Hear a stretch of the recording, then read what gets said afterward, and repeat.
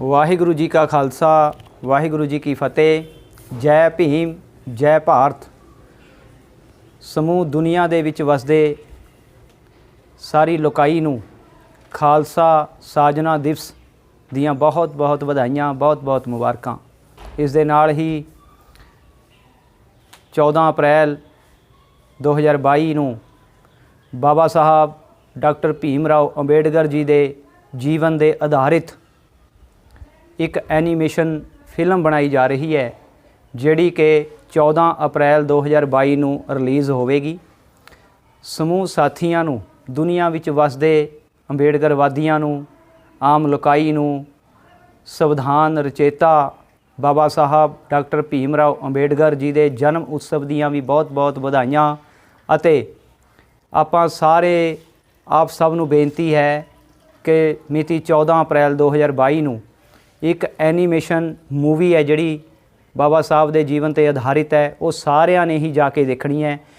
ਕਿਵੇਂ ਕਿਵੇਂ ਪੁਰਾਤਨ ਸਮਿਆਂ ਦੇ ਵਿੱਚ ਬਾਬਾ ਸਾਹਿਬ ਨੇ ਸੰਘਰਸ਼ ਕੀਤਾ, ਮਿਹਨਤ ਕੀਤੀ, ਇਹ ਜਾਤਵਾਦ ਧਨਾਡੀਆਂ ਦੇ ਨਾਲ ਟੱਕਰ ਲਈ, ਆਪਣੇ ਹੱਕਾਂ ਲਈ ਜਾਗਰੂਕ ਹੋ ਕੇ ਬਹੁਤ ਜ਼ਿਆਦਾ ਪੜ੍ਹਾਈ ਪੜ੍ਹੀ। ਵਰਲਡ ਲੈਵਲ 'ਤੇ ਅੱਜ ਜੇਕਰ ਟੌਪ 10 ਵਿਅਕਤੀਆਂ ਦੇ ਵਿੱਚ ਜੇ ਕਿਸੇ ਨੂੰ ਯਾਦ ਕੀਤਾ ਜਾਂਦਾ ਹੈ, ਉਹ ਸਾਡੇ ਭਾਰਤ ਦੇ ਭਾਰਤ ਰਤਨ ਬਾਬਾ ਸਾਹਿਬ ਡਾਕਟਰ ਭੀਮ ਰਾਓ ਅੰਬੇਡਕਰ ਜੀ ਨੂੰ ਕੀਤਾ ਜਾਂਦਾ ਹੈ। ਸੋ ਪਿਛਲੇ ਸਮਿਆਂ ਦੇ ਵਿੱਚ 4 ਸਾਹਿਬਜ਼ਾਦਿਆਂ ਦੇ ਉੱਤੇ ਇੱਕ ਐਨੀਮੇਸ਼ਨ ਮੂਵੀ ਬਣਾਈ ਗਈ ਸੀ, ਆਪ ਸਾਰਿਆਂ ਨੇ ਦੇਖੀ ਹੈ। ਬਹੁਤ ਰਿਕਾਰਡ ਤੋੜ ਉਸ ਨੂੰ ਦੇਖਣ ਦਾ ਮੌਕਾ ਮਿਲਿਆ। ਜੈ ਭੀਮ ਨਾਂ ਦੇ ਉੱਤੇ ਇੱਕ ਐਨੀਮੇਸ਼ਨ ਮੂਵੀ ਜਿਹੜੀ ਬਣਨ ਜਾ ਰਹੀ ਹੈ, ਤੁਸੀਂ ਦੇਖੋਗੇ ਬਾਬਾ ਸਾਹਿਬ ਡਾਕਟਰ ਭੀਮ ਰਾਓ ਅੰਬੇਡਕਰ ਦੀ ਜੀਵਨ ਸ਼ੈਲੀ ਦੇ ਉੱਤੇ, ਜੀਵਨ ਫਿਲਾਸਫੀ ਦੇ ਉੱਤੇ ਆਧਾਰਿਤ ਹੈ। ਅਤੇ ਇਸ ਦੇ ਵਿੱਚ ਸਭ ਤੋਂ ਵੱਧ ਜਿਹੜਾ ਇਹ ਸੰਘਰਸ਼ ਟੀਮ ਹੈ, ਇਹ SL ਵਿਰਦੀ ਜੀ, ਡਾਕਟਰ SL ਵਿਰਦੀ ਅਤੇ ਡਾਕਟਰ ਹਰਿੰਦਰਪਾਲ ਸਿੰਘ ਭੋਗਪੁਰ, ਬਹੁਤ ਵੱਡਾ ਸੰਘਰਸ਼ ਹੈ ਸਾਰੀ ਟੀਮ ਦਾ। ਪੂਰਾ ਇਸ ਦੇ ਵਿੱਚ ਇਹ ਦਿਖਾਇਆ ਗਿਆ ਹੈ ਕਿ ਬਾਬਾ ਸਾਹਿਬ ਦਾ ਜਨਮ ਕਿਹੜੀ ਜਾਤ ਬਰਾਦਰੀ ਦੇ ਵਿੱਚ ਹੁੰਦਾ ਹੈ ਅਤੇ ਕਿਵੇਂ ਕਿਵੇਂ ਉਹ ਸੰਘਰਸ਼ ਕਰਦੇ ਹੈ। ਮਹਾਰਾਸ਼ਟਰ ਦੇ ਵਿੱਚ ਉਸ ਸਮੇਂ ਭਾਰਤ ਦੇ ਲੋਕਾਂ ਦਾ ਕੀ ਹਾਲ ਹੁੰਦਾ ਸੀ, ਉਹ ਸਾਰਾ ਇੱਥੇ ਵੀ ਦਿਖਾਇਆ ਗਿਆ। ਕਿਵੇਂ ਕਿਵੇਂ ਬਾਬਾ ਸਾਹਿਬ ਨੇ ਸਕਾਲਰਸ਼ਿਪ ਹਾਸਲ ਕੀਤਾ, ਵਰਲਡ ਦੀਆਂ ਯੂਨੀਵਰਸਿਟੀ ਦੇ ਵਿੱਚ ਆਪਣੀ ਸਟੱਡੀ ਹਾਸਲ ਕੀਤੀ ਅਤੇ ਪੂਰੇ ਟੌਪ 10 ਵਿਅਕਤੀਆਂ ਦੇ ਵਿੱਚ ਉਹਨਾਂ ਦਾ ਨਾਂ ਬੋਲਦਾ ਹੈ। ਅਤੇ ਅੱਜ ਵਰਲਡ ਦੀਆਂ ਯੂਨੀਵਰਸਿਟੀਜ਼ ਦੇ ਵਿੱਚ ਇਹਨਾਂ ਦੇ ਬੁੱਤ ਲਗਾਏ ਗਏ ਹੈ ਅਤੇ ਉਹਨਾਂ ਦਾ ਸਤਿਕਾਰਿਤ ਨਾਮ ਲਿਆ ਜਾਂਦਾ ਹੈ। ਅਤੇ ਜੇਕਰ ਮੈਂ ਕਹਾਂਗਾ ਕਿ ਇਹਨਾਂ ਦੀ ਡਿਗਰੀਆਂ 10th ਕਲਾਸ ਤੋਂ ਲੈ ਕੇ ਸਾਰੀਆਂ ਡਿਗਰੀਆਂ ਜੇ ਤਰਤੀਬ ਲਾਈਆਂ ਜਾਣ ਤਾਂ ਰੌਂਗਟੇ ਖੜੇ ਹੋ ਜਾਂਦੇ ਹੈ ਕਿ ਬਹੁਤ ਜ਼ਿਆਦਾ ਇਹਨਾਂ ਨੇ ਸਟੱਡੀ ਕੀਤੀ ਹੈ, 2-2 PhDਆਂ ਕੀਤੀਆਂ ਹੈ। ਸੋ ਇਸ ਕਰਕੇ ਆਪਣਾ ਸਾਰਿਆਂ ਦਾ ਇੱਕ ਫਰਜ਼ ਹੈ, ਆਪਾਂ ਵੱਧ ਤੋਂ ਵੱਧ ਇਸ ਮੂਵੀ ਨੂੰ 14 ਅਪ੍ਰੈਲ ਨੂੰ ਸਿਨੇਮਿਆਂ ਦੇ ਵਿੱਚ ਜਾ ਕੇ ਦੇਖੀਏ ਅਤੇ ਇਸ ਦਾ ਫੈਲਾਓ ਕਰੀਏ। ਜਿਵੇਂ ਧੰਨ ਸ਼੍ਰੀ ਗੁਰੂ ਗੋਬਿੰਦ ਸਿੰਘ ਜੀ ਮਹਾਰਾਜ ਜੀਆਂ ਦੀ 4 ਸਾਹਿਬਜ਼ਾਦਿਆਂ ਦੇ ਆਧਾਰ 'ਤੇ ਇੱਕ ਐਨੀਮੇਸ਼ਨ ਮੂਵੀ ਆਈ ਸੀ, ਉਸੇ ਤਰ੍ਹਾਂ ਹੀ ਐਨੀਮੇਸ਼ਨ ਮੂਵੀ ਬਾਬਾ ਸਾਹਿਬ ਡਾਕਟਰ ਭੀਮ ਰਾਓ ਅੰਬੇਡਕਰ ਦੀ ਜੀਵਨ ਸ਼ੈਲੀ ਦੇ ਉੱਤੇ ਹੈ। ਆਓ ਆਪਾਂ ਸਾਰੀ ਲੋਕਾਈ, ਸਮੂਹ ਸਮਾਜ, ਸਾਰੇ ਹੀ ਵੀਰ ਭੈਣਾਂ, ਬੱਚੇ ਬਜ਼ੁਰਗ ਸਿਨੇਮਿਆਂ ਦੇ ਵਿੱਚ ਜਾ ਕੇ ਸਮਾਂ ਕੱਢ ਕੇ ਆਪਾਂ ਇਹ ਮੂਵੀ ਦੇਖੀਏ ਅਤੇ ਆਪਣੇ ਜੀਵਨ ਫਲਸਫੇ ਨੂੰ ਹੋਰ ਉਚੇਰਾ ਬਣਾਈਏ। ਜੈ ਭੀਮ ਜੈ ਭਾਰਤ।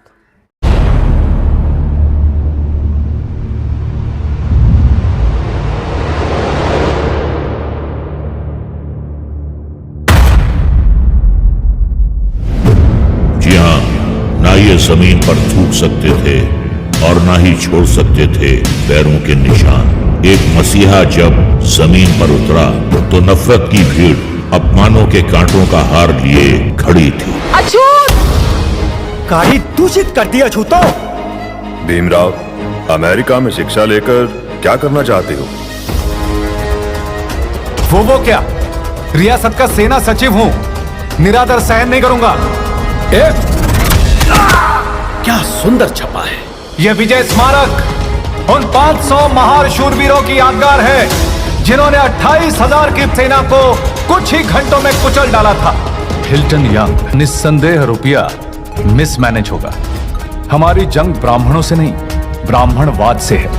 सीटों और नौकरियों में रिजर्वेशन वैसे रहो जैसे स्वर्ण जाति की स्त्रियां रहती हैं। तुम अछूतों का जीवन कैसे सुधार दोगे? है? भगत सिंह और उनके साथियों की जान दे।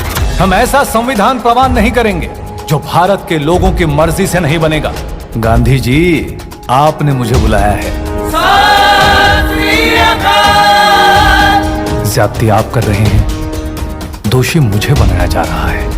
हिंदुओं की आने वाली पीढ़ियां पढ़कर मेरी जय जयकार करेंगी। मेरा समाज सोया पड़ा है, इसीलिए मैं जाग रहा हूं। चला गया जिगर का टुकड़ा। संविधान कितना भी अच्छा क्यों ना हो, अगर लागू करने वाले अच्छे नहीं होंगे तो संविधान बुरा ही साबित होगा। डॉक्टर शारदा, मैं ऐसे मंत्रिमंडल में नहीं रहूंगा। बिल जिसको मैंने बदल भी दिया था, उसकी भी हत्या कर दी गई। आपको तब तक इंसाफ नहीं मिलेगा जब तक समाज की रचना बदल नहीं जाती। गलत आस्था ने ही आज तक दलितों की शक्ति को पानी में बहाया है। भगवान बुद्ध के घर लौटने का समय आ गया है। अगर मेरे मन में नफरत और बदले की भावना आ जाती तो शायद मैं तबाही मचाने की दिशा में चला जाता।